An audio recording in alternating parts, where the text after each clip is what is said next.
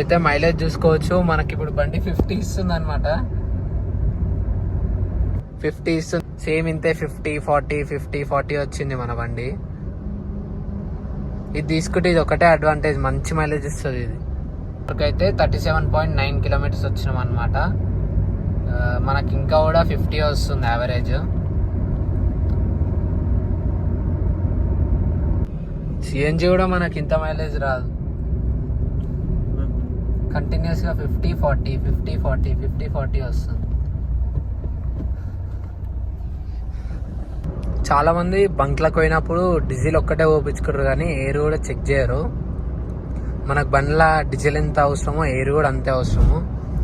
మనకి మైలేజ్ కానీ ఏది రావాలన్నా కూడా